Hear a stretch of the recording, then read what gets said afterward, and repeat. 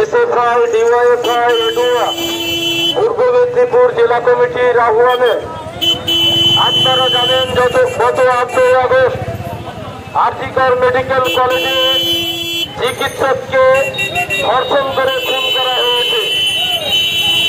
আমাদের অবাক লাগে এ রাজ্যের স্বাস্থ্যমন্ত্রী স্বরাষ্ট্রমন্ত্রী একজন মহিলা। আমরা অবাক হয়ে দেখেছিলাম আরজিকর কলেজ মেডিকেল কর্তৃপক্ষকে প্রথমে ঘোষণা করেছিলেন যে তিনি নাকি আত্মহত্যা করেছেন।